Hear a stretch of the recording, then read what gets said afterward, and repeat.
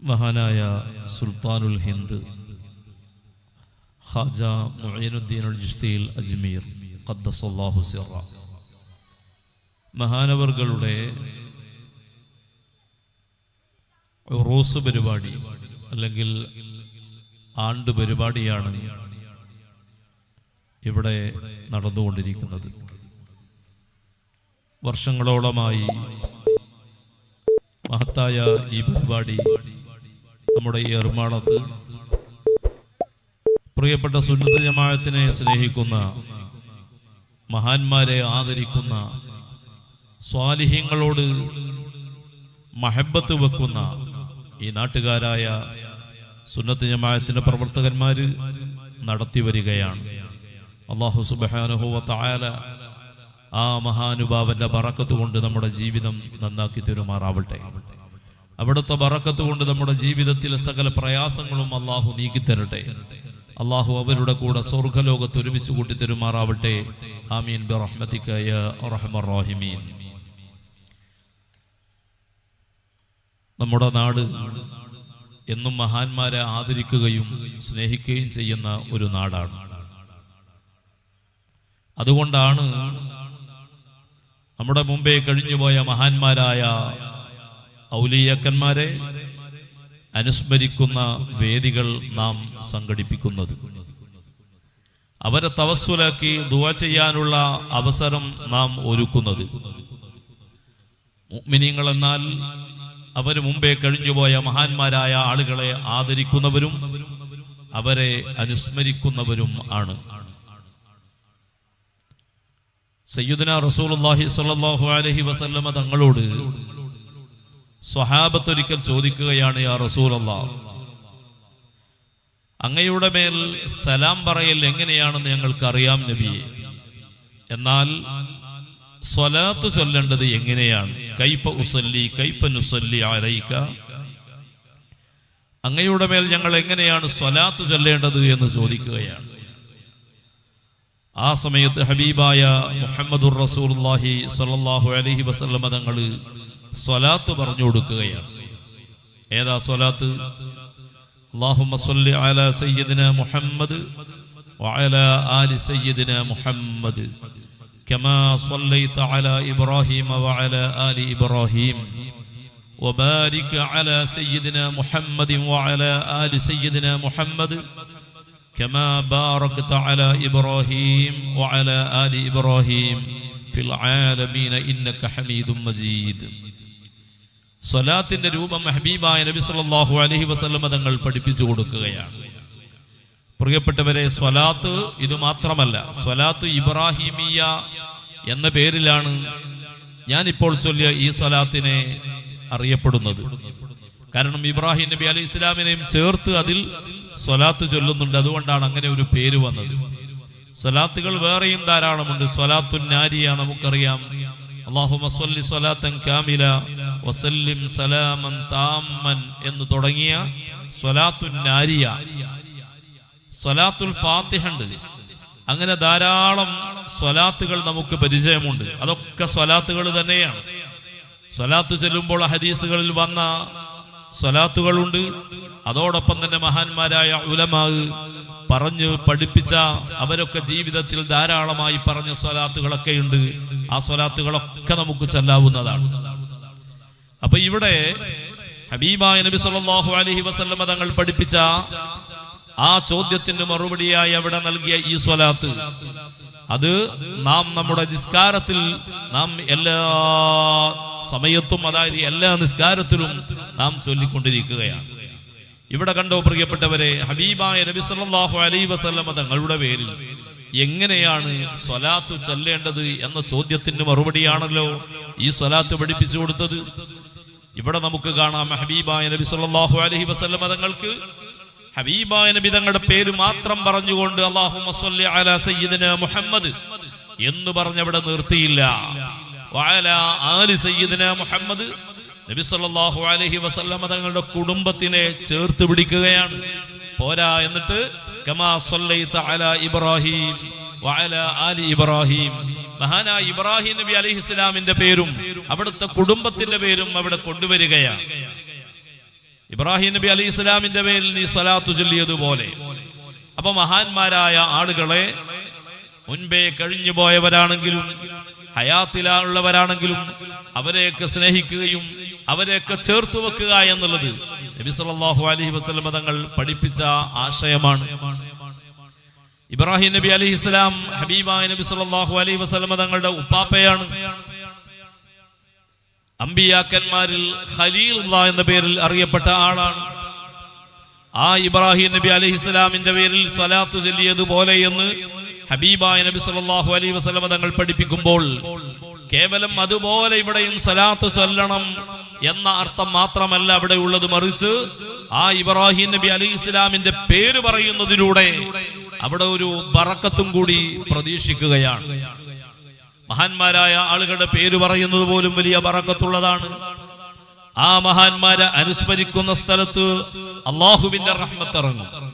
ഇമാം ഗസാലി റളിയല്ലാഹു അൻഹു അടക്കമുള്ള മഹാന്മാരൊക്കെ കൃത്യമായി ഇത് രേഖപ്പെടുത്തി വെച്ചതായി കാണാം. ഇന്ദ ദിക്രി സ്വാലിഹീന തൻസിലുർ റഹ്മ. ഈ ഒരു വരികൾ പറയുമ്പോൾ എനിക്ക് ഓർമ്മ വരുന്നത് മഹാനായ ആലമ്പാടി ഉസ്താദിനെയാണ്. ആലമ്പാടി ഉസ്താദ് നമുക്കറിയാം, നമുക്ക് മറക്കാനാകില്ല. അരനൂറ്റാണ്ട് കാലത്തോളം നമ്മുടെ നാട്ടിൽ എർമാളം എന്ന് പറയുന്ന കൊച്ചു പ്രദേശമാണ് ഇതെങ്കിലും നാം ആലമ്പാടി എന്ന് പറയുന്ന വലിയൊരു പ്രദേശത്തിന്റെ ഭാഗമായിട്ടായിരുന്നല്ലോ ജമാഅത്തും മറ്റൊക്കെ ഉണ്ടായിരുന്നത്. അതുകൊണ്ട് തന്നെ ആലമ്പാടി ഉസ്താദ് നമ്മുടെ മഹല്ലത്തിൽ അരനൂറ്റാണ്ട് കാലത്തോളം സേവനം ചെയ്ത വലിയ പണ്ഡിതനാണ്. ആ ഉസ്താദിനെ കണ്ടവരുണ്ട്, ആ ഉസ്താദിനെ അടുത്തറിഞ്ഞവരുണ്ട്, ഉസ്താദിനോട് വലിയ സ്നേഹം വെച്ച് പുലർത്തിയവരുണ്ട്. അൽഹംദുലില്ലാഹ് ഉസ്താദിന്റെ കീഴിൽ ഒരു 7 വർഷത്തോളം പഠിക്കാനുള്ള അവസരം ലഭിച്ചു എന്നുള്ളത് ജീവിതത്തിൽ വലിയ ഭാഗ്യമായി കരുതുകയാണ്. അല്ലാഹു തആല അവരുടെയൊക്കെ ബറക്കത്ത് കൊണ്ട് അല്ലാഹു നമ്മെ നന്നാക്കി തരുമാറാവട്ടെ. ഉസ്താദ് അവരുടെ വഅദുകൾ നാം ഒരുപാട് നമ്മൾ കേട്ടതാണ്. ഉസ്താദ് എപ്പോഴും പറയുമ്പോൾ സ്വാലിഹീങ്ങളുമായുള്ള ബന്ധവും ആ മഹബത്തും അത് അവിടുത്തെ അധിക പ്രഭാഷണങ്ങളിലും കടന്നു വരുമായിരുന്നു. ആ സമയത്തൊക്കെ ഉസ്താദ് അവർകൾ ഓതിയിരുന്ന ഒരു വരിയാണ് ഞാൻ ഇവിടെ പറഞ്ഞത്. ഇന്ദ ദിക്രി സ്വാലിഹീന തൻസിലുർ റഹ്മ. സ്വാലിഹീങ്ങളെ പറയുന്ന സമയത്ത്, സ്വാലിഹീങ്ങളെ അനുസ്മരിക്കുന്ന സ്ഥലത്ത് അള്ളാഹുവിന്റെ റഹ്മത്ത് ഇറങ്ങും. ഇത് ഉസ്താദിന്റെ സ്വന്തം വകയിൽ പറഞ്ഞതല്ല. ഉസ്താദ് അവർകൾ ഏത് വിഷയങ്ങളാണെങ്കിലും സ്വന്തമായി പറയുകയല്ല, മറിച്ച് കൃത്യമായി ഇന്ന കിതാബിൽ അല്ലെങ്കിൽ ഇന്ന ഇമാം പറഞ്ഞു എന്ന രൂപത്തിലല്ലാതെ ഒരു ആശയവും ഉസ്താദ് പറയാറില്ല. അത്രയും വലിയ പാണ്ഡിത്യത്തിന്റെ ഉടമയാണ് ഉസ്താദ് അവർകൾ. അപ്പൊ പറഞ്ഞു വന്നത് ഇമാം ഗസാലി റളിയല്ലാഹു അൻഹു രേഖപ്പെടുത്തിയിട്ടുണ്ട്. അതുപോലെ തന്നെ മറ്റു പല ഹദീസുകൾ നമുക്കത് കാണാൻ സാധിക്കും. സ്വാലിഹീങ്ങളെ പറയുന്ന സ്ഥലത്ത് അല്ലാഹുവിന്റെ റഹ്മത്ത് ഇറങ്ങും. അതുകൊണ്ട് തന്നെ സ്വാലിഹീങ്ങളെ നാം പറയാറുണ്ട്, അവരുടെ പേര് പറയാറുണ്ട്, അവരെ അനുസ്മരിക്കാറുണ്ട്. ഈ സ്വലാത്തിൽ തന്നെ ഹബീബ് മുഹമ്മദുർ റസൂലുള്ളാഹി സ്വല്ലല്ലാഹു അലൈഹി വസല്ലം തങ്ങളുടെ പേര് പറഞ്ഞുകൊണ്ട് സ്വലാത്ത് ചൊല്ലുമ്പോൾ ഇബ്രാഹിം നബി അലൈഹി ഇസ്ലാമിന്റെ പേര് പറയുന്നതിലൂടെ പ്രിയപ്പെട്ടവരെ ബറക്കത്ത് നാം പ്രതീക്ഷിക്കുകയാണ്. മഹാനായ ഇബ്രാഹിം നബി അലൈഹി ഇസ്ലാം ചില്ലറക്കാരനല്ല, ഖലീലുള്ളാഹി ഇബ്രാഹിം.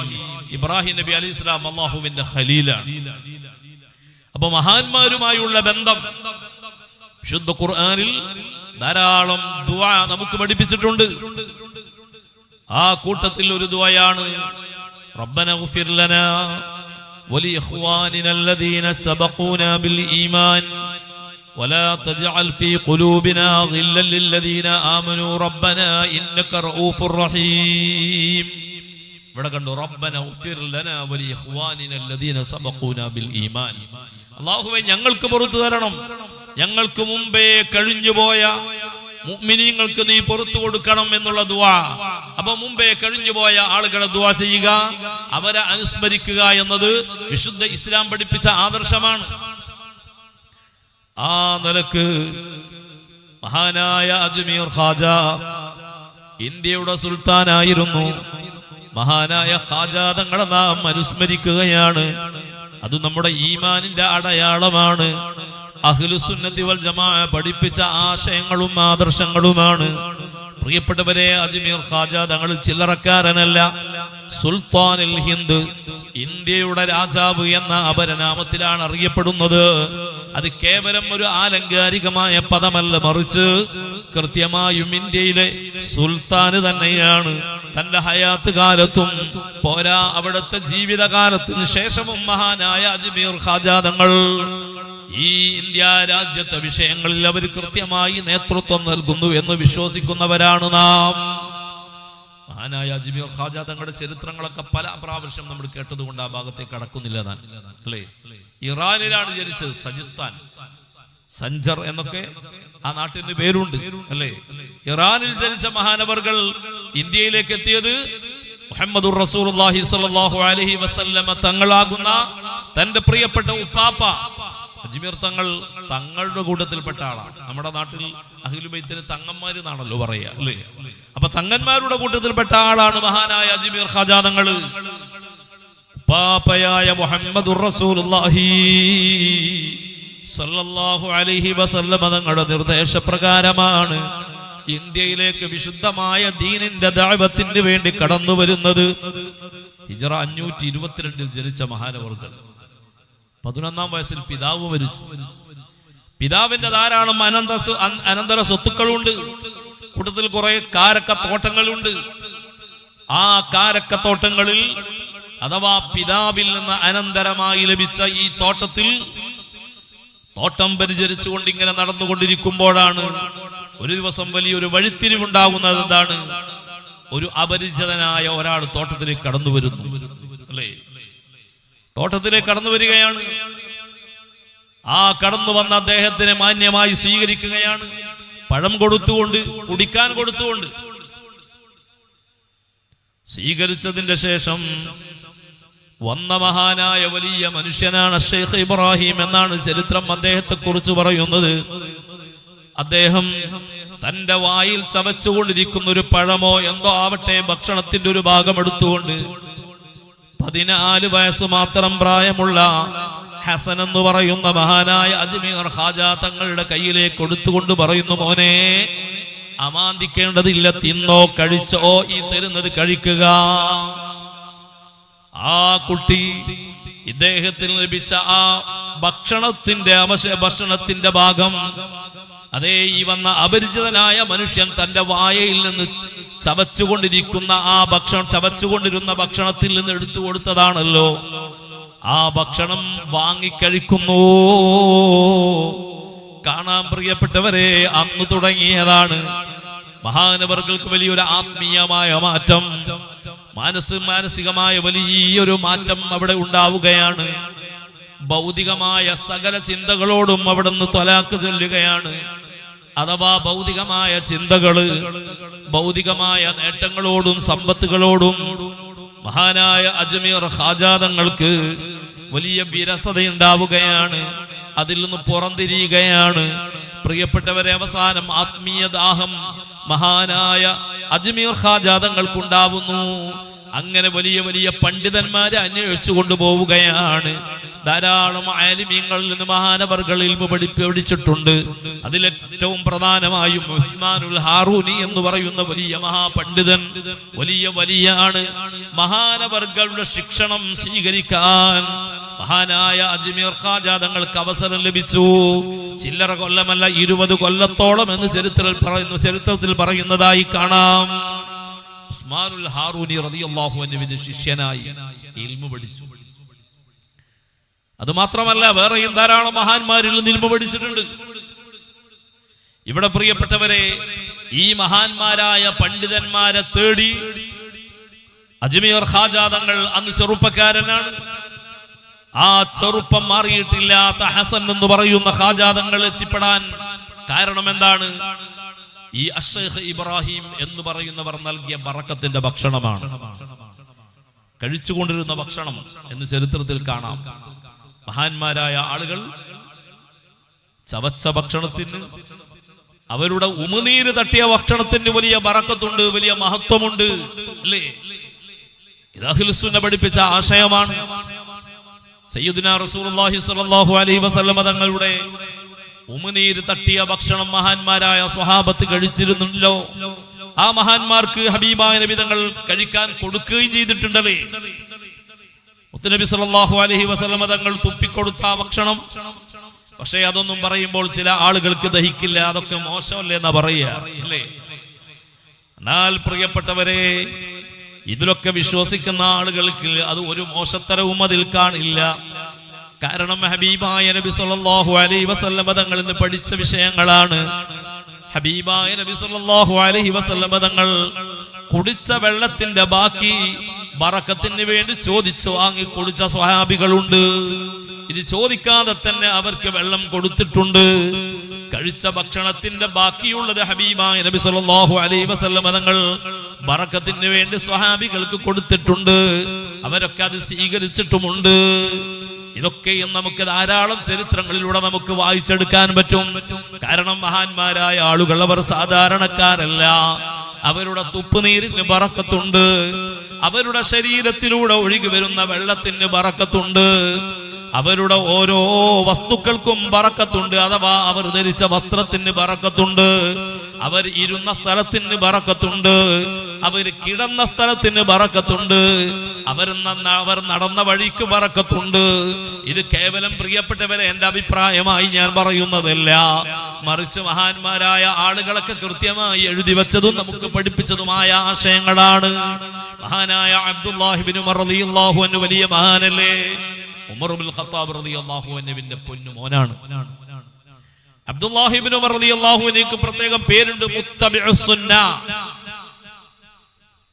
ഹബീബായ നബി തങ്ങളുടെ തിരുസുന്നത്ത് മുറുകെ പിടിച്ച് ജീവിക്കുന്ന ആള്, അല്ലെങ്കിൽ അതിനെ പിന്തുടരുന്ന ആള്, അനുധാവനം ചെയ്യുന്ന ആള് എന്ന അർത്ഥത്തിൽ ഒരു പേര് തന്നെയുണ്ട്. ഹബീബായ നബി സല്ലല്ലാഹു അലൈഹി വസല്ലം തങ്ങളുടെ കാലത്ത് ചെറുപ്പമായിരുന്നു. ആ അബ്ദുല്ലാഹി ഇബ്നു ഉമർ റളിയല്ലാഹു അൻഹുവിന്റെ ചരിത്രം പറയുമ്പോൾ നമുക്കവിടെ വായിച്ചെടുക്കാം. മഹാനവർകൾ ഹബീബായ നബി സല്ലല്ലാഹു അലൈഹി വസല്ലം തങ്ങളെ അവിടുത്തെ വാക്കിലും അവിടുത്തെ പ്രവർത്തനങ്ങളിലും ഓരോന്നിലും മുഴുവനായും പിന്തുടർന്ന മഹാനാണ്. ഇത് പറയുമ്പോൾ ബാക്കിയുള്ള സഹാബാക്കളൊക്കെ അത്തരം സുന്നത്തുകൾ സ്വീകരിക്കുന്നവരല്ല എന്ന അർത്ഥമില്ല, മറിച്ച് മഹാനായ അബ്ദുല്ലാഹി ഇബ്നു ഉമർ റളിയല്ലാഹു അൻഹു എത്രത്തോളം അറിയോ, ഹബീബായ നബി തങ്ങൾ ഒരു വഴിയിലൂടെ പോയാൽ ആ വഴിയിലൂടെ തന്നെ നടക്കും. ഏതെങ്കിലും ഒരു വീട്ടിലേക്ക് ഹബീബായ നബി തങ്ങൾ പോയിട്ടുണ്ടെങ്കിൽ ആ വീട്ടിൽ ഹബീബായ നബി തങ്ങൾ ഇരുന്നത് എവിടെയാണെന്ന് ചോദിച്ചന്വേഷിക്കുകയാണ്. ആ വീട്ടിൽ എവിടെയാണ് ഹബീബായ നബി തങ്ങൾ കിടന്നത് എന്ന് ചോദിക്കും. ഈ വീട്ടിൽ ഹബീബായ നബി തങ്ങൾ വന്നപ്പോൾ നിസ്കരിച്ചിട്ടുണ്ടോ ചോദിക്കും. ഹബീബ് ഇരുന്ന സ്ഥലത്ത് അബ്ദുല്ലാഹി ഇബ്നു ഉമർ തങ്ങൾ ഇരിക്കുകയാണ്. ഹബീബായ നബി തങ്ങൾ കിടന്ന സ്ഥലത്ത് അവർ കിടക്കുകയാണ്. നബി സല്ലല്ലാഹു അലൈഹി വസല്ലം തങ്ങൾ ഇരുന്ന സ്ഥലത്തും പോരാ നിസ്കരിച്ച സ്ഥലത്ത് നിസ്കരിക്കുമായിരുന്നു. എത്രത്തോളം എന്നറിയുമോ പ്രിയപ്പെട്ടവരെ? മദീനയിൽ ചില മരങ്ങളുണ്ട്. ആ മരങ്ങൾക്ക് ഹബീബായ നബി സല്ലല്ലാഹു അലൈഹി വസല്ലം തങ്ങൾ അവിടെ ഇരുന്നു എന്ന കാരണത്താൽ മഹാനായ അബ്ദുല്ലാഹി ഇബ്നു ഉമർ റളിയല്ലാഹു അൻഹു വെള്ളം ഒഴിച്ചു കൊടുക്കുമായിരുന്നു. ചില മരങ്ങൾക്ക് വെള്ളം ഒഴിച്ചു കൊടുക്കും. ചോദിച്ചപ്പോൾ പറഞ്ഞത് ഹബീബായ നബി സല്ലല്ലാഹു അലൈഹി വസല്ലം തങ്ങൾ ഈ മരത്തിന്റെ ചുവട്ടിൽ ഇരുന്നു. ഈ മരത്തിന്റെ ചുവട്ടിൽ ഇരുന്നിരുന്നു. അതുകൊണ്ട് ആ മരം ഒരുപാട് കാലം ഇനിയും വേണം, അതുകൊണ്ട് വെള്ളം ഒഴിച്ചു കൊടുക്കുകയാ. ആ മരത്തിന്റെ അടിയിൽ പോയി മഹാനവറുകൾ ഇരിക്കുകയാണ്. ഹബീബായ നബി സല്ലല്ലാഹു അലൈഹി വസല്ലം തങ്ങൾ മദീനയിലെ ഓരോ വഴികളും ഇടവഴികളും പരിചയമുള്ള മഹാനല്ലേ? ആ ഇടവഴികളിലൂടെയൊക്കെ നടന്നിട്ടുണ്ടെങ്കിൽ മഹാനായ അബ്ദുല്ലാഹി ഇബ്നു ഉമർ റളിയല്ലാഹു അൻഹു കൃത്യമായി മാർക്ക് ചെയ്യുന്നു ഹബീബായ നബി തങ്ങൾ നടന്നത് ഏത് വഴിയിലൂടെയാണ്. ഊടുവഴികളുണ്ട്, ഇടവഴികളുണ്ട്, നടപ്പാതകളുണ്ട്. അതിലൂടെ മഹാനായ അബ്ദുല്ലാഹി ഇബ്നു ഉമർ റളിയല്ലാഹു അൻഹു നടക്കുന്നു. കാരണം എന്താണെന്നറിയോ? എന്റെ ഹബീബ് നടന്ന വഴിയാണ്. ആ രൂപത്തിൽ മുഹമ്മദുർ റസൂലുള്ളാഹി സ്വല്ലല്ലാഹു അലൈഹി വസല്ലം തങ്ങളുടെ ഓരോ വിഷയത്തിലും പൂർണ്ണമായും പിന്തുടർന്ന മഹാന്മാരായ സ്വഹാബത്തിനെ നമുക്ക് കാണാം. നബി സല്ലല്ലാഹു അലൈഹി വസല്ലം തങ്ങളുടെ വീട്ടിലേക്ക് കൊണ്ടുപോയി നിസ്കരിപ്പിച്ച എത്രയോ സംഭവങ്ങളുണ്ട്. ഇത്ബാൻ റളിയല്ലാഹു അൻഹുവിൽ നിന്ന് അങ്ങനെ ഒരു റിപ്പോർട്ട് നമുക്ക് കാണാം. മഹാനവറുകൾ പോയി പറയുന്നു, യാ റസൂലല്ലാഹ്, പണ്ടത്തെ പോലെ കണ്ണൊന്നും കാണുന്നില്ല നബിയെ, കാഴ്ചക്കുറവുണ്ട്. പക്ഷെ എങ്കിലും ഞാൻ ജമാഅത്തായി നിസ്കരിക്കാറുണ്ട്. എന്റെ വീട്ടിന്റെ പരിസരത്തുള്ള ആളുകളെയൊക്കെ ഒരുമിച്ച് കൂട്ടി അവിടെയൊക്കെ ഞാൻ നിസ്കരിക്കാറുണ്ട് നബിയെ. എന്നാൽ ചിലപ്പോൾ നല്ല മഴയൊക്കെ വന്നാൽ ഞാൻ ജമാഅത്തിന് പോകാറുള്ള, പരിസരവാസികളൊക്കെ ഒരുമിച്ച് കൂടാറുള്ള ചെറിയ പള്ളി, ആ പള്ളിയിലേക്ക് പോകാൻ എനിക്ക് സാധിക്കാതെ വരാറുണ്ട്. ഒന്നാമതായി പ്രായമായിട്ടുണ്ട്, മറ്റൊന്ന് കണ്ണിന് കാഴ്ച കുറവാണ്, മറ്റൊന്ന് മഴ വന്നാൽ വെള്ളം ഒലിച്ചു പോകുമ്പോൾ ആ തോട്ടിലൂടെ നടന്നു പോകാൻ എനിക്ക് കഴിയില്ല. അങ്ങനെ വരുമ്പോൾ ഞാൻ എന്റെ വീട്ടിൽ നിസ്കരിക്കുകയല്ലേ നബിയെ ഞാൻ ചെയ്യേണ്ടത്? എന്റെ വീട്ടിൽ നിസ്കരിക്കുമ്പോൾ നബിയെ എനിക്കവിടെ നിസ്കരിക്കാൻ ഒരു സ്ഥലം വേണം. അതുകൊണ്ട് ഹബീബായ നബിയേ, അങ്ങന്റെ വീട്ടിലേക്കൊന്ന് വരണം, വന്നിട്ട് എനിക്ക് നിസ്കരിക്കാനുള്ള ഒരു സ്ഥലം എനിക്ക് കാണിച്ചു തരണം, അവിടെ നിസ്കരിച്ചു തരണം നബിയേ. ഹബീബായ നബി സല്ലല്ലാഹു അലൈഹി വസല്ലം തങ്ങൾ നിരസിച്ചില്ല, പോവുകയാണ്. ഹബീബായ നബി സല്ലല്ലാഹു അലൈഹി വസല്ലം തങ്ങൾ അദ്ദേഹത്തിന്റെ വീട്ടിലേക്ക് പോകുന്നു. വീട്ടിൽ പോയി വീട്ടുകാരനോട് ചോദിക്കുന്നു, അയിന ശിഅ്ത ഉസല്ലി, ഞാൻ എവിടെ നിസ്കരിക്കാനാണോ നിങ്ങൾ ഉദ്ദേശിക്കുന്നത്? ഞാൻ എവിടെ നിസ്കരിക്കണം എന്നാണ് നിങ്ങൾ ഉദ്ദേശിക്കുന്നത്? അഥവാ നിങ്ങൾക്ക് നിസ്കരിക്കാനുള്ള ഇടം എവിടെയാണ് ഈ വീട്ടിൽ? വീട്ടുകാരൻ അതാ സ്ഥലം കാണിച്ചു കൊടുക്കുകയാണ്. ഹബീബ് മുഹമ്മദുർ റസൂലുള്ളാഹി തങ്ങള് ആ സ്ഥലത്ത് നിസ്കരിക്കുന്നു. പ്രിയപ്പെട്ടവരെ, ഈ ഹദീസ് ഉദ്ധരിച്ചുകൊണ്ട് മഹാനായ ഇമാം നബവി റളിയല്ലാഹു അൻഹുവിനെ പോലുള്ള മഹാന്മാര് വളരെ കൃത്യമായി എഴുതി വെക്കുന്നുണ്ട്. ഫീഹി ദലീലുൻ അല തബറുക്കി ബിആസാരിസ് സ്വാലിഹീൻ.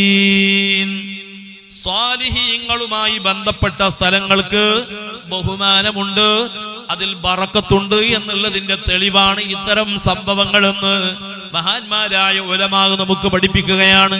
അപ്പോ ഹബീബായ നബി തങ്ങൾ ബന്ധപ്പെട്ട സ്ഥലത്തിന് ബറക്കത്തുണ്ട്. ഹബീബ് മുഹമ്മദുർ റസൂലുള്ളാഹി സ്വല്ലല്ലാഹു അലൈഹി വസല്ലം തങ്ങൾ ധരിച്ച വസ്ത്രത്തിന് ബറക്കത്ത് കണ്ടവരാണ് മഹാന്മാരായ സ്വഹാബത്ത്, അല്ലേ? എന്തിനു പറയുന്നു പ്രിയപ്പെട്ടവരെ? നമ്മൾ ആദർശങ്ങൾ നമ്മൾ പഠിക്കണം, ആദർശങ്ങൾ പഠിക്കണം. കാലം പോകുന്തോറും ഇത്തരം ആശയങ്ങളെയും ആദർശങ്ങളെയും പഴഞ്ചനായി എഴുതിത്തള്ളുന്ന പല സമൂഹങ്ങളും വരുമ്പോൾ നമ്മുടെ സ്വയം യുക്തി കൊണ്ട് നമ്മളും ചിന്തിക്കുന്നു, അവരും പറയുന്നതിൽ ശരിയില്ലേ എന്ന്. കണ്ടോ, അവരും പറയുന്നതിൽ ശരിയില്ലേ എന്നുള്ളിടത്തേക്ക് എത്തുകയാണ്. അവസാനം അത് തന്നെ ശരിയിൽ എന്നിടത്തേക്കും ചിലപ്പോൾ നമ്മുടെ യുക്തി കൊണ്ട് ചിന്തിച്ചപ്പോൾ എത്തിപ്പെട്ടു പോകുന്നു. അതുകൊണ്ട് പ്രിയപ്പെട്ടവരെ, ഇസ്ലാമിൽ യുക്തിക്ക് സ്ഥാനമില്ല. ഇസ്ലാം യുക്തിയുടെ മതമല്ല. പക്ഷേ ഇസ്ലാമിന്റെ ഏത് നിയമങ്ങൾ എടുത്തു നോക്കിയാലും, ഏത് ശാസനകളും കൽപ്പനകൾ എടുത്തു നോക്കിയാലും അവിടെയൊക്കെ യുക്തിസഹജമായ വിഷയങ്ങൾ നമുക്ക് കാണാൻ കഴിയും എന്നുള്ളത് മറ്റൊന്നാണ്. പക്ഷേ യുക്തിയുടെ മാത്രം അടിസ്ഥാനത്തിലല്ല ഇസ്ലാം ഏതെങ്കിലും ഒരു കാര്യം കൽപ്പിക്കുന്നതും ഏതെങ്കിലും ഒരു കാര്യം നമ്മോട് ഒഴിവാക്കാൻ വേണ്ടി പറയുന്നതും. അതിലൊക്കെ യുക്തി ഉണ്ടാകുമല്ലേ? ഇസ്ലാം പഠിപ്പിച്ച ധാരാളം ഹറാമുകളില്ലേ? ഇസ്ലാം നമുക്ക് കൃത്യമായി പഠിപ്പിച്ചു, ഇന്നതൊക്കെ ഹറാമാണ്, അരുത്, പാടില്ലെന്ന് പഠിപ്പിച്ചു. അതിന്റെയൊക്കെ യുക്തികളിലേക്ക് നാം കടന്നു നോക്കിയാൽ കൃത്യമായ യുക്തികൾ ഉണ്ടാകും. ഇന്നമൽ ഖംറു വൽ മൈസിറു വൽ അൻസാബു വൽ അസ്ലാം റിജ്സും മിൻ അമലി ശൈത്താൻ ഫജ്തനിബൂ. വിശുദ്ധ ഖുർആൻ പഠിപ്പിക്കുകയാണ്, കള്ള് ഹറാമാണ്, ചൂതാട്ടം ഹറാമാണ്. എന്തിനാണ് പ്രിയപ്പെട്ടവരെ ഹറാമാക്കിയത്? അവിടെ നമുക്ക് വളരെ കൃത്യമായി ബോധ്യപ്പെടും. കള്ള് എന്ന് പറയുന്നത്, മദ്യം എന്ന് പറയുന്നത്, അഥവാ ലഹരി വസ്തുക്കൾ, അത് മനുഷ്യന് അപകടമുണ്ടാക്കുന്നതാണ്. അവന്റെ ശരീരത്തിന് അപകടമാണ്, അവന്റെ ബുദ്ധിയെ ക്ഷയിപ്പിക്കുന്നതാണ്, അവന്റെ സമ്പത്ത് നശിപ്പിക്കുന്നതാണ്, അവന്റെ കുടുംബ ബന്ധത്തിൽ ഛിദ്രത ഉണ്ടാക്കുന്നതാണ്, സൗഹൃദ ബന്ധത്തിൽ പോലും വിള്ളലുണ്ടാക്കുന്ന വിഷയമാണ്, സമൂഹത്തിൽ ഇവർക്കുണ്ടാകുന്ന മാന്യതയും സ്ഥാനങ്ങൾ പോലും തകർക്കുന്ന വിഷയമാണ് മദ്യപാനം എന്ന് പറയുന്നത്. എന്തൊക്കെ അപകടങ്ങളാണ്! ചില്ലറ അപകടമൊന്നുമല്ല. മുത്തുനബി സല്ലല്ലാഹു അലൈഹി വസല്ലം തങ്ങൾ പറഞ്ഞു, ഉമ്മുൽ ഫവാഹിഷ്, എല്ലാ തിന്മകളുടെയും മാതാവ് എന്നാണ് മദ്യപാനത്തിനെ കുറിച്ച് പറഞ്ഞത്. കേവലം മദ്യപാനം എന്ന് പറയുമ്പോൾ നമ്മുടെ ഏതെങ്കിലും റോഡ് വക്കിലുള്ള കള്ള് ഷാപ്പ് എന്ന് പറയുന്ന മദ്യവിൽപ്പന കേന്ദ്രത്തിൽ പോയി എന്തെങ്കിലും എടുത്തൊന്ന് മോന്തി കുടിക്കൽ മാത്രമാണോ? അല്ല, മറിച്ച് നമുക്കറിയാം കുല്ലു മുസ്കിരിൻ ഹറാം, ലഹരി ഉണ്ടാക്കുന്ന എല്ലാ വസ്തുക്കളും ഹറാമാണ്. നിങ്ങൾക്ക് ലഹരി ഉണ്ടാക്കുന്നതാണോ അതൊരു മിഠായി രൂപത്തിലാണോ? ഇത് പറയുമ്പോൾ ഞാൻ കേവലം വെറുതെ പറയുകയല്ല. നമ്മുടെ സ്കൂളുകളുടെ പരിസരത്തും നമ്മുടെ വീട്ടുമുറ്റത്തടക്കം ഉണ്ടാകുന്ന ഒരുപാട് കടകളിൽ ലഭിക്കുന്ന മിഠായികൾ, ആ മിഠായികളിൽ പലതും ലഹരിയുള്ള മിഠായികളാണ്. നമ്മുടെ മക്കളെയാണ് നശിപ്പിക്കുന്നത്. നാം അറിയാതെ നമ്മുടെ മക്കൾ പോലും ലഹരിക്ക് അടിമപ്പെട്ടു പോവുകയാണ്. പ്രിയപ്പെട്ടവരെ, മിഠായിലൂടെയാണ് ലഹരി, അല്ലെങ്കിൽ അതേ മദ്യത്തിലൂടെയാണ്, മറ്റേത് വെള്ളമാണോ പാനീയമാണോ ലഹരി ഉണ്ടാക്കുന്നതാണോ? കുല്ലു മുസ്കിരിൻ ഹറാം. വിശുദ്ധ ഖുർആൻ പഠിപ്പിക്കുന്ന ആശയമാണ്, മുത്തുനബി സല്ലല്ലാഹു അലൈഹി വസല്ലം തങ്ങൾ പഠിപ്പിക്കുന്ന ആശയമാണ്. ലഹരി ഉണ്ടാക്കുന്ന സർവ്വതും ഹറാമാണ്. എന്തേ ലഹരി? കാരണം ഞാൻ നേരത്തെ പറഞ്ഞതുപോലെയാണ്, നമ്മുടെ നാട്ടിൽ നടക്കുന്ന റോഡ് അപകടങ്ങൾ നല്ലൊരു ഭാഗവും ഡ്രൈവ് ചെയ്യുന്നവർ കള്ളു കുടിക്കുന്നു എന്നതാണ്. ലഹരി ഉപയോഗിക്കുന്നു, കുടുംബ ബന്ധങ്ങൾ തകരുകയാണ്. ഇന്ന് ഞാനിപ്പം വരുമ്പോൾ വായിച്ചു, ആലപ്പുഴയിൽ ഒരു ഭാര്യയെ ഒരു ഭർത്താവ് കൊലപ്പെടുത്തിയിട്ട് അയാൾ ജീവനൊടുക്കി. ഇത് ഏതെങ്കിലും ഒരു സംഭവങ്ങളല്ലല്ലോ. കാരണം എന്നും നമ്മൾ പത്രത്തിൽ വായിച്ചു കൊണ്ടിരിക്കുന്നതാണ്, ഭാര്യ ഭർത്താവിനെ കൊല്ലുന്നു, അല്ലെങ്കിൽ ഭർത്താവ് ഭാര്യയെ കൊല്ലുന്നു, സ്വന്തം പിതാവ് മക്കളെ കൊല്ലുന്നു, അല്ലെങ്കിൽ മാതാവ് മക്കളെ കൊല്ലുന്നു, സ്വന്തം ഉപ്പയെ വിഷം കൊടുത്തു കൊല്ലുന്ന മക്കൾ, സ്വന്തം ഉമ്മയെ കൊട്ടേഷൻ കൊടുത്തുകൊണ്ട് കൊല്ലാൻ വേണ്ടി ഏർപ്പാടാക്കുന്ന മക്കൾ. ഇതൊന്നും ഇന്നൊരു പുതുമയുള്ള വസ്തുവല്ലാതായി മാറിയിരിക്കുകയാണ്. പ്രിയപ്പെട്ടവരെ, ഇവിടെ ഇത്തരം അരും കൊലകളൊക്കെ പലപ്പോഴും ചെയ്യുമ്പോൾ അത് ഏതെങ്കിലും ഒരു കൊട്ടേഷൻ സംഘമല്ല, മറിച്ച് സ്വന്തം ഭാര്യയെ ഭർത്താവ് കൊല്ലുന്നു, അല്ലെങ്കിൽ ഭർത്താവിനെ ഭാര്യ കൊല്ലുന്നു. ഇവിടെയൊക്കെ നമുക്ക് കാണാം പലപ്പോഴും മദ്യം വലിയൊരു വില്ലനായി മാറിക്കൊണ്ടിരിക്കുകയാണ്. ഞാൻ പറയുന്നത്, അപ്പൊ മദ്യം എന്ന് പറയുന്നത് അപകടങ്ങൾ ഉണ്ടാക്കുന്നുണ്ട്, സാമ്പത്തിക നഷ്ടം ഉണ്ടാക്കുന്നുണ്ട്. ഇതിനിടയിൽ നമ്മൾ കണ്ടില്ല, 2023 കഴിഞ്ഞ് 24 വരുന്ന ആ ഒരു സമയം, പാതിരാ സമയം, ആ സമയത്ത് കുടിച്ചു തീർത്ത കോടിക്കണക്കിന് രൂപയുടെ കണക്കുകൾ പത്രങ്ങളിലൊക്കെ വന്നതല്ലേ. അപ്പൊ എല്ലാ അർത്ഥത്തിലും നഷ്ടമുണ്ടാക്കുന്നതാണ്. അപ്പൊ അതുകൊണ്ടാണ് ഉമ്മുൽ ഫവാഹിഷ്.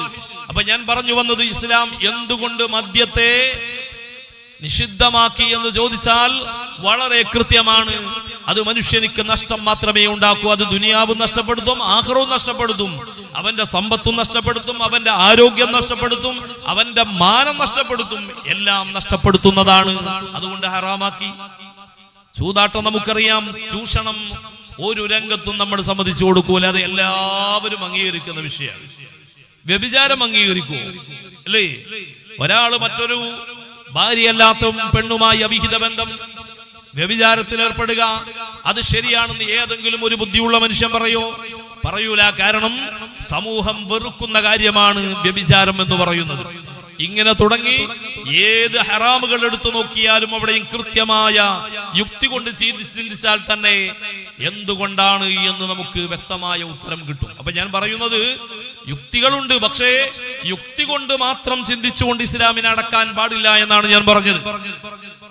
ഇവിടെ മഹാന്മാരായ ആളുകൾ അവര് തുപ്പിയ ഭക്ഷണത്തിൽ പോലും ബറക്കത്തുണ്ടെന്ന് കരുതിയ മഹാന്മാരാണ് സ്വഹാബത്തെ കിറാം.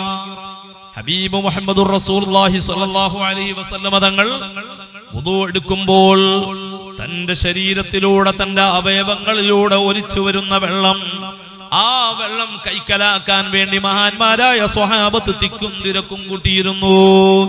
ഇമാം ബുഖാരിയും മുസ്ലിമും ഒക്കെ മറിച്ചു നോക്കിയാൽ നമുക്ക് കാണാം, യുദ്ധസമാനമായ സാഹചര്യം പോലും സ്വഹാബത്തിന്റെ അരികിൽ ഉണ്ടായിരുന്നു. എപ്പോഴാണ്? ഹബീബായ നബി സല്ലല്ലാഹു അലൈഹി വസല്ലമ തങ്ങൾ വുദു എടുക്കുകയാണ്. ആ വുദു എടുക്കുന്ന സമയത്ത് അവിടെ കൈകളിലൂടെ ഒഴുകി വരുന്ന വെള്ളം, അവർ മുഖം കഴുകിയപ്പോൾ ഉറ്റി വീഴുന്ന വെള്ളം, ആ വെള്ളം കൈക്കലാക്കാൻ വേണ്ടി മഹാന്മാരായ സ്വഹാബത്ത് തിക്കും തിരക്കും കൂട്ടുകയാണ്. അത് കയ്യിൽ കിട്ടിയവർ മുഖത്തേക്ക് തടവുകയാണ്, നെഞ്ഞിലേക്ക് തടവി കൊടുക്കുകയാണ്. ഹബീബിൽ നിന്ന് ഒരു ഇറ്റുപോലും വെള്ളം കിട്ടാത്ത ആളുകൾ അത് കിട്ടിയവരുടെ കയ്യിലേക്ക് അതാ കൈ കൊണ്ട് തടവിയിട്ട് തങ്ങളുടെ മുഖത്തേക്കും നെഞ്ഞിലേക്കും തടവി കൊടുക്കുന്നു. കുടിക്കാൻ കിട്ടിയവർ കുടിക്കുന്നു. ഇതൊക്കെയും ഹബീബായ നബിതങ്ങളിൽ നിന്ന് സ്വഹാബത്തിൽ നിന്ന് ചരിത്രങ്ങൾ കൃത്യമായി എഴുതി വെച്ചു. മഹദിയായ അസ്മാ ബീവി റളിയല്ലാഹു അൻഹ ആരാണ്? അബൂബക്കർ സിദ്ദീഖ് റളിയല്ലാഹു അൻഹുവിന്റെ മകളാണ്. അസ്മാ ബീവി റളിയല്ലാഹു അൻഹ പറയുന്നു, ഇന്ദി ജുബ്ബത്തു റസൂലില്ലാഹ്, എൻ്റെ അടുക്കൽ ഒരു ജുബ്ബയുണ്ട്. ആരുടെ ജുബ്ബയാണ്? മുഹമ്മദുർ റസൂലുള്ളാഹി സ്വല്ലല്ലാഹു അലൈഹി വസല്ലം തങ്ങളുടെ ജുബ്ബയാണ്. ഹബീബായ നബി തങ്ങൾ ഇത് ധരിച്ചു. തന്റെ ജീവിതകാലത്ത് ധരിച്ച ഒരു ജുബ്ബ അതെവിടെയായിരുന്നു? ഇന്ദ ആയിഷ, എന്റെ സഹോദരി ആയിഷയുടെ കയ്യിലായിരുന്നു. ഫലമ്മാ ഖുബിലത് ഖബൽതു, ആയിഷ ബീബി റളിയല്ലാഹു അൻഹ വഫാത്തായപ്പോൾ, എന്റെ സഹോദരി മരണപ്പെട്ടപ്പോൾ ആ ജുബ്ബ അത് ഞാൻ ഏറ്റെടുത്തു. ആ ജുബ്ബയാണിത്. അസ്മാ ബീബി റളിയല്ലാഹു അൻഹ പട്ടുകൊണ്ട് പൊതിഞ്ഞ് ആ ജുബ്ബ സൂക്ഷിച്ചു വെക്കുകയായിരുന്നു. ആ ജുബ്ബ എടുത്തുകൊണ്ട് മഹദിയവർകൾ വരുന്ന ആളുകൾക്കൊക്കെ വെള്ളത്തിൽ മുക്കിയിട്ട് ആ വെള്ളം കുടിക്കാൻ കൊടുക്കുമായിരുന്നു. ഹദീസിൽ കാണാം, രോഗികൾക്ക് ഞങ്ങൾ ആ ജുബ്ബ മുക്കിയിട്ട് വെള്ളം കൊടുക്കുമായിരുന്നു.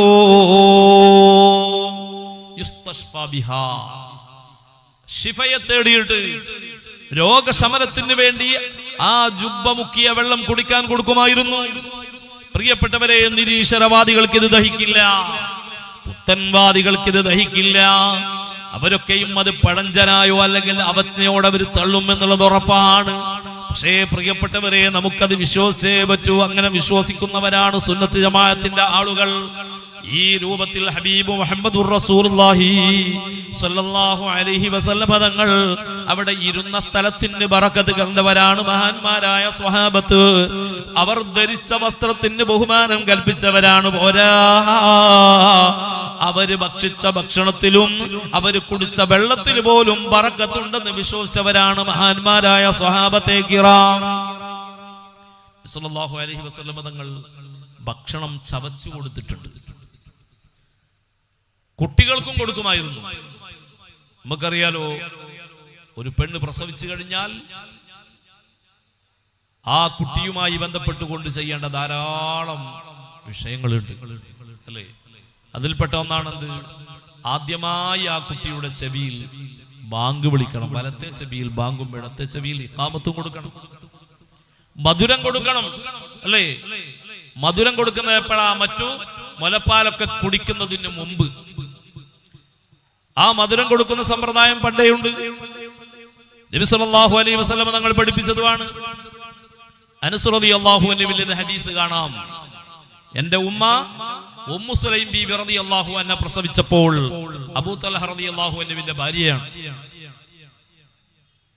വലിയ മകൻ അനസ് എന്നെ വിളിച്ചുകൊണ്ട് പറഞ്ഞു, ഉടനെ പോകണം, ഈ കുഞ്ഞെയും എടുത്തുകൊണ്ട് ഇലാ ഹദ്റത്തി റസൂലില്ലാഹ്, ഹബീബായ റസൂലുള്ളാഹി സ്വല്ലല്ലാഹു അലൈഹി വസല്ലം തങ്ങളുടെ അരികിലേക്ക് പോകണം മോനെ.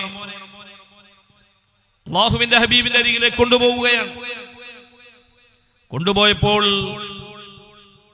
അല്ലാഹുവിന്റെ റസൂൽ സ്വല്ലല്ലാഹു അലൈഹി വസല്ലം തങ്ങൾ ചോദിക്കുന്നു, എന്തെങ്കിലും കയ്യിലുണ്ടോ എന്ന് പറഞ്ഞാൽ മധുരം കൊടുക്കാൻ വല്ലതും കൊണ്ടുവന്നിട്ടുണ്ടോ?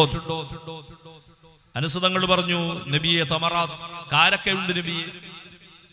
അല്ലാഹുവിന്റെ ഹബീബ് സല്ലല്ലാഹു അലൈഹി വസല്ലം തങ്ങൾ ആ കാരക്ക വാങ്ങുന്നു. ഹദീസുകളിൽ കാണാം, അതിനെ വായലിട്ട് ഹബീബായ നബി തങ്ങൾ ചവച്ചരക്കുകയാണ്. എന്നിട്ട് ആ ചവച്ചരച്ച കാരക്കെ തന്റെ വായിൽ നിന്ന് എടുക്കുകയാണ്. എന്നിട്ട് കുട്ടിയുടെ വായിലേക്ക് ആ മധുരം വെച്ചു കൊടുക്കുന്നു. എത്ര കൃത്യമാണ് മുഅ്മിനീങ്ങളെ. ഹബീബായ നബി തങ്ങൾ ആ കാരക്ക ചവച്ചരക്കുകയാണ്. അതിൽ നിന്ന് മധുരം കാരക്ക മുഴുവനും എടുത്തു കുട്ടിയുടെ വായിൽ വെച്ചു എന്നല്ല, അതിൽ നിന്നുള്ള തുപ്പ് നീരിന്റെയും വെള്ളത്തിന്റെയും ഭാഗങ്ങൾ എടുത്തുകൊണ്ട് ഈ പ്രസവിച്ച ഏതാനും മണിക്കൂറുകൾ മാത്രമായ ഈ കുട്ടിയുടെ വായിലേക്ക് വെച്ചു കൊടുക്കുകയാണ്. ഇതാണ് മധുരം കൊടുക്കുക. എന്നാൽ ഇനി അതില്ലെങ്കിൽ തേന് അതുപോലെ തന്നെ മധുരങ്ങളൊക്കെ വായിൽ വെച്ച് കൊടുക്കുന്നവരുണ്ട്. അപ്പൊ ഏതായാലും ആവട്ടെ, ഹബീബായ നബി സല്ലല്ലാഹു അലൈഹി വസല്ലം തങ്ങൾ മധുരം കൊടുത്ത ഈ കുട്ടി പിന്നീട് പിൽക്കാലത്ത് ഹദീസുകളിൽ കാണാം, ഈ മധുരം കിട്ടിയ കുട്ടി, ആ കുട്ടി വളർന്നു വലുതായി. അവർക്ക് 10 മക്കളുണ്ടായി. 10 മക്കളും വിശുദ്ധ ഖുർആൻ മനപ്പാഠമാക്കിയ പണ്ഡിതന്മാരാണ്. ഇതെന്തിനാ പ്രത്യേകം ചരിത്രത്തിൽ എടുത്തു പറഞ്ഞത്? ഹബീബായ നബി സല്ലല്ലാഹു അലൈഹി വസല്ലം തങ്ങൾ ചവച്ചരച്ച മധുരം കൊടുത്തതിന്റെ ബറക്കത്ത് ആ കുട്ടിയിലും ആ കുട്ടിയുടെ മക്കളിലും അത് കൃത്യമായി മഹാന്മാര് പഠിപ്പിച്ചു തരികയാണ്. അപ്പൊ ബറക്കത്ത് അത് പ്രിയപ്പെട്ടവരെ ഉള്ളതാണ്. അത് വിശുദ്ധമായ സുന്നത്ത് ജമാഅത്ത് നമുക്ക് പഠിപ്പിച്ച ആദർശമാണ്. അപ്പൊ പറഞ്ഞു വന്നത്, മഹാനായ അജ്മീർ ഖാജ തങ്ങൾക്ക് ചെറിയ കുട്ടിയാണ്. തോട്ടത്തിലിരിക്കുമ്പോഴാണ് അഷ്ശൈഖ് ഇബ്രാഹിം മഹാനവർകൾ ഈ മധുരം നൽകുന്നത്, അല്ലെങ്കിൽ ഈ ഭക്ഷണം, ചവച്ച ഭക്ഷണം വായിൽ നിന്നെടുത്തു കൊടുക്കുന്നത്. ആ ഭക്ഷണം കഴിക്കുന്നതോടെ മഹാനായ അജ്മീർ ഖാജ തങ്ങൾക്ക് ജീവിതത്തിൽ വലിയ മാറ്റങ്ങളാണ് ഉണ്ടാകുന്നത്. ശേഷമാണ് മഹാന്മാരായ ഗുരുക്കന്മാരെ അന്വേഷിച്ചു പോകുന്നത്. ആ കൂട്ടത്തിൽ ഏറ്റവും കൂടുതൽ കാലം ഇൽമു പഠിച്ച ഗുരുവാണ് മഹാനായ ഉസ്മാനുൽ ഹാറൂനി റളിയല്ലാഹു അൻഹു. തന്റെ ജീവിതത്തിലെ വലിയ മാറ്റങ്ങൾ ഉസ്താദ് കാണുകയാണ്. ഈ കുട്ടിയിൽ വലിയ പുരോഗതിയും ഈ കുട്ടിയിൽ വലിയൊരു ഭാവിയുണ്ട് എന്ന് ഉസ്താദ് ഇവിടുന്ന് മനസ്സിലാക്കുകയാണ്. അവസാനം ഉസ്മാനുൽ ഹാറൂനി റളിയല്ലാഹു അൻഹു ചെയ്യുന്നത് എന്താണ്? അജ്മീർ ഖാജ തങ്ങൾക്ക് തന്റെ ഗുരുസ്ഥാനം അങ്ങോട്ട് ഏൽപ്പിച്ചു കൊടുക്കുന്നു. ഗുരുസ്ഥാനം അങ്ങോട്ട് ഏൽപ്പിച്ചു കൊടുക്കുകയാണ്. തന്റെ അരികിൽ പഠിച്ചു വളർന്ന കുട്ടി, ആ കുട്ടിക്ക് വലിയ ഭാവിയുണ്ട് എന്ന് കണ്ടപ്പോൾ ഉസ്താദിന് സന്തോഷാണ്. ഉസ്താദ് അത് അംഗീകരിക്കുകയാണ്. എന്റെ അടുത്ത് പഠിച്ച കുട്ടി എന്നെക്കാളും വലുതാവുകയോ? അങ്ങനെ ചിന്തിച്ചില്ല. അങ്ങനെ ഇൽമുള്ള ഒരാളും ചിന്തിക്കൂല. അതൊക്കെ കിബറാണ്, അഹങ്കാരം. അതാർക്കാണെന്നറിയോ? അത് ഇഖ്ലാസ് ഇല്ലാത്ത, ഈമാനില്ലാത്തവർക്ക് അങ്ങനെയുള്ള ചിന്തകൾ ഉണ്ടാകും, അല്ലേ? എന്റെ അരികിൽ പഠിച്ചു വളർന്ന കുട്ടി എന്നെക്കാളും വലുതാവുകയോ, ഓനെ ഞാൻ ബഹുമാനിക്കുകയോ, അങ്ങനെ ഒരു ചിന്ത തന്നെ ഉണ്ടാകാൻ പാടില്ല. അത് അഹങ്കാരമാണ്. അത് ഉസ്താദ് ശിഷ്യന്മാര് മാത്രമല്ല, മറ്റേത് മേഖലയിലുള്ളവരാണെങ്കിൽ പോലും പ്രിയപ്പെട്ടവരെ, തന്നെക്കാളും താഴെയുള്ളവരാകാം, തന്റെ അരികിൽ നിന്ന് പഠിച്ചവരാകാം. പക്ഷേ അവർക്ക് ഉന്നത സ്ഥാനം വരുമ്പോൾ അത് അംഗീകരിക്കാതെ പോയാൽ അത് കിബറാണ്.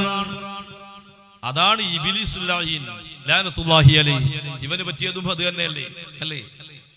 ഇവന് പറ്റിയതും അത് തന്നെയല്ലേ? മലക്കുകൾ പോലും ഗുരുവിന്റെ സ്ഥാനത്ത് കണ്ടിരുന്ന ഇബ്ലീസ് എന്ത് ചെയ്തു?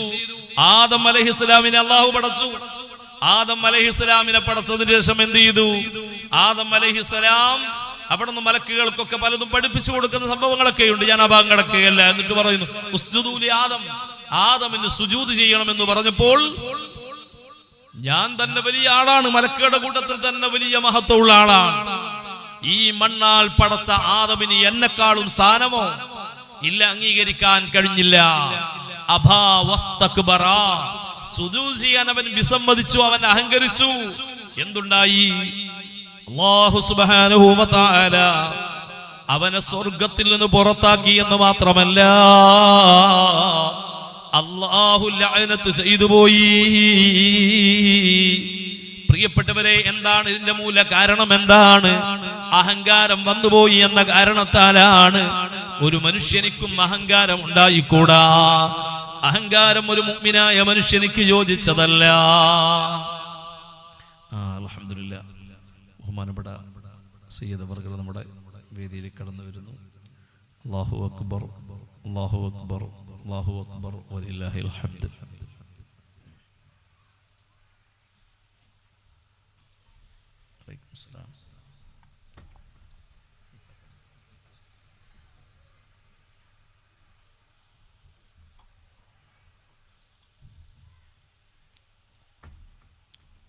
അഭിവന്ദരായ സയ്യിദ് വർഗൾ നമ്മുടെ വേദിയിലേക്ക് കടന്നു വന്നിട്ടുണ്ട്.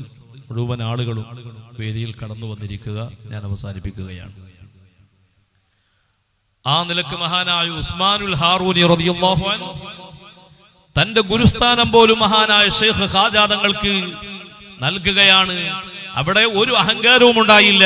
കാരണം തന്റെ ശിഷ്യൻ വളർന്നു വലുതാകുന്നു, ഉന്നതമായ വലിയ ഭാവിയുണ്ട് എന്ന് കണ്ടപ്പോൾ അതിൽ ഉസ്താദുമാര് സന്തോഷിക്കുകയാണ് ചെയ്യുന്നത്. ആ രൂപത്തിൽ പ്രിയപ്പെട്ടവരെ, ചെറുപ്പത്തിൽ തന്നെ വലിയ ഉന്നതമായ ഭാവി മഹാനായ ശൈഖ് തങ്ങളിൽ അവിടുത്തെ ഉസ്താദുമാര് പോലും കണ്ടിരുന്നു എന്നുള്ളതാണ്.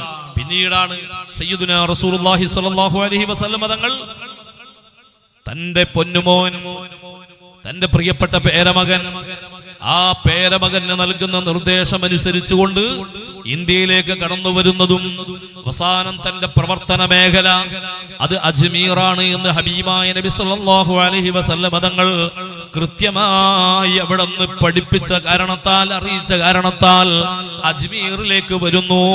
പ്രിയപ്പെട്ടവരെ, നമുക്കറിയാം ലക്ഷക്കണക്കിന് അവിശ്വാസികളായ ആളുകൾക്ക് വിശുദ്ധമായ ദീനിന്റെ സന്ദേശം മഹാനവർകൾ എത്തിക്കുകയാണ്. മഹാനവർകളിലൂടെ വലിയൊരു സഞ്ചയം സമൂഹം തന്നെ വിശുദ്ധ ഇസ്ലാമിലേക്ക് കടന്നു വരികയാണ്. അതാണ് മഹാനായ അജ്മീർ ഖാജാ തങ്ങളെങ്കിൽ ആ ഖാജാ തങ്ങളുടെ അനുസ്മരണവും അവരുടെ ആണ്ട് നേർച്ചയാണ് എറണാകുളത്ത് നടക്കുന്നത്. അൽഹംദുലില്ലാഹ്, ഒരുപാട് വർഷങ്ങളോളമായി നാം ഇത് നടത്തുകയാണ്. അല്ലാഹു സുബ്ഹാനഹു വ തആല അവരുടെ ബറക്കത്ത് കൊണ്ട് അല്ലാഹു നമ്മെ നന്നാക്കി തരുമാറാവട്ടെ. ഞാൻ ദീർഘിപ്പിക്കുന്നില്ല. അഭിവന്യരായ സയ്യിദ് അവർകൾ നമ്മുടെ വേദിയിൽ എത്തിയിട്ടുണ്ട്. നമുക്കറിയാം ബഹുമാനപ്പെട്ട സയ്യിദ് അവർകളെ നമ്മുടെ ജില്ലയിൽ വിശുദ്ധമായ സുന്നത്ത് ജമാഅത്തിന്റെ ആദർശ രംഗത്ത്, പ്രവർത്തന രംഗത്ത് വലിയ വലിയ നേതൃത്വങ്ങളായിരുന്ന ധാരാളം ആളുകളുണ്ട്. മഹാനായ സയ്യിദ് ത്വാഹിറുൽ അഹദൽ ഖദ്ദസുല്ലാഹു സിറ മഹാനവർകളുടെ ഉറൂസ് പരിപാടി ഈ ഫെബ്രുവരി 15 മുതൽ 4 ദിവസങ്ങളിലായി നടക്കുന്ന വിവരം നിങ്ങൾ അറിഞ്ഞിരിക്കുമല്ലോ. നമ്മളൊക്കെ അതിന്റെ ഭാഗമാകണം. ആ സ്ഥാപനത്തിന് നമ്മൾ സഹായിക്കണം. ആ സ്ഥാപനത്തിന്റെ മുഴുവൻ പരിപാടികളും സഹകരിക്കുന്നവരാണ് നമ്മൾ. മഹാനായ സയ്യിദ് ത്വാഹിറുൽ അഹദൽ തങ്ങൾ നമ്മുടെ കാസർഗോഡ് ജില്ലക്കാരനല്ല എന്നതുപോലെ തന്നെ നമുക്ക് മഹാനായ സയ്യിദ് മുഹമ്മദ് ഉമറുൽ ഫാറൂഖ് അൽ ബുഖാരി തങ്ങളെ നമുക്കൊക്കെ അറിയാം. ഖാദി മുഹമ്മദ് ഉമറുൽ ഫാറൂഖ് അൽ ബുഖാരി തങ്ങൾ മഹാനവർകളുടെ അനുജനാണ്.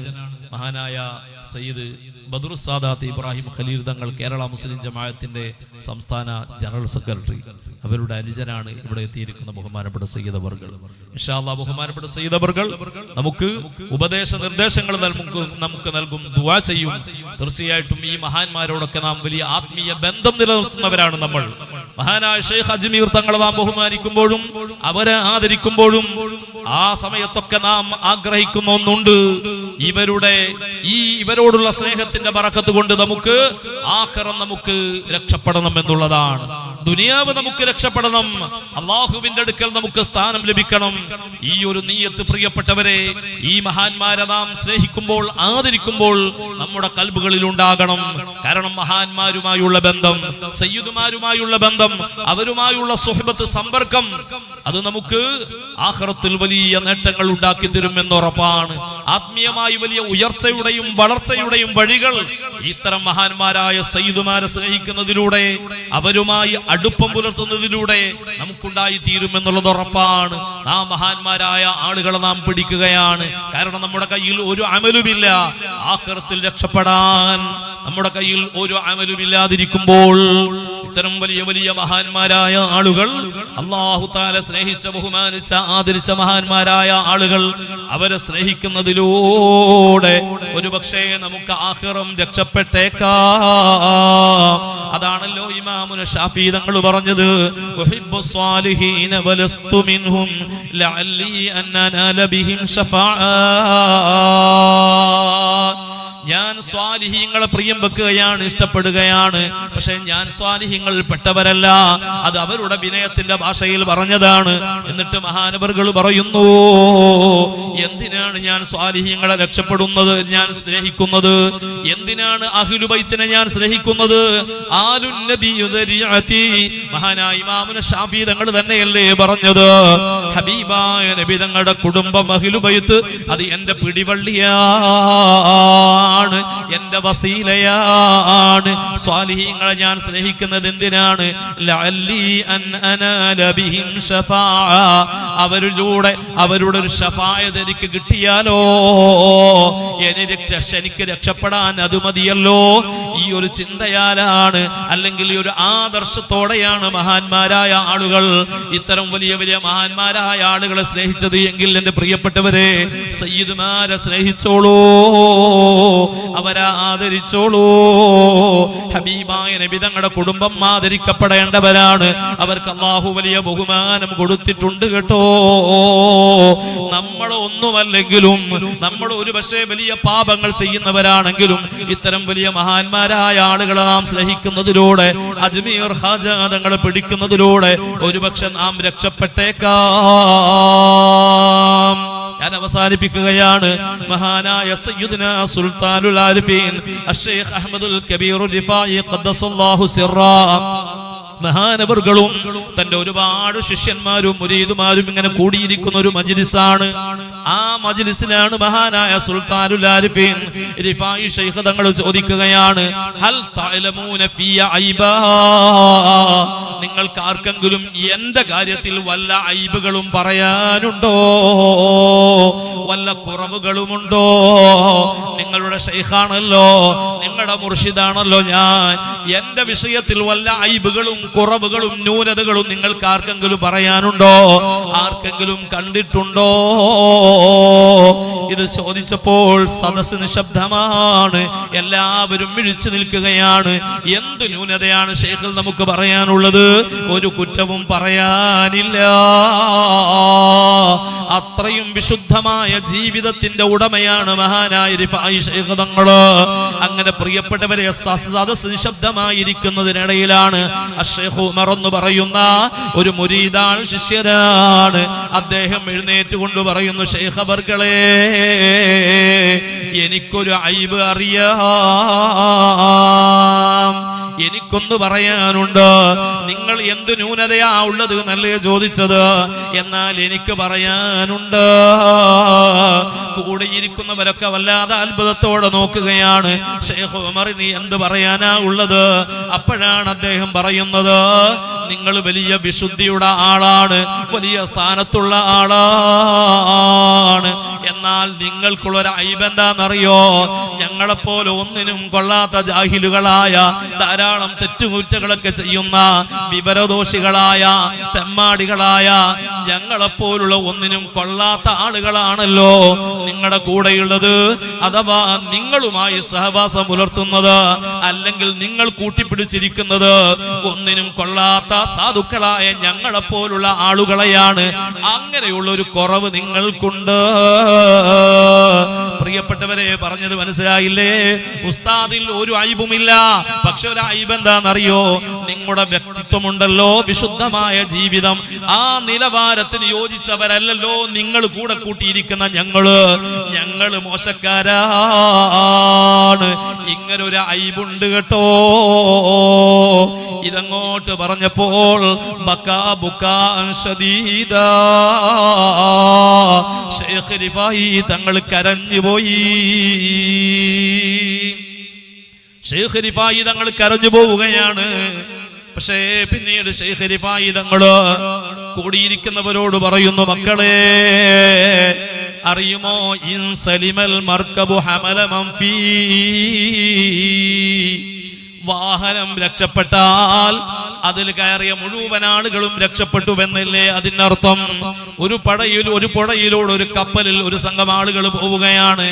ആ കപ്പൽ സുരക്ഷിതമായി കരയിലെത്തിയാൽ, അതല്ലെങ്കിൽ ഒരു എയറോപ്ലെയിനാണ്, ആ ഫ്ലൈറ്റിൽ ഒരുപാട് ആളുകൾ കയറുകയാണ്.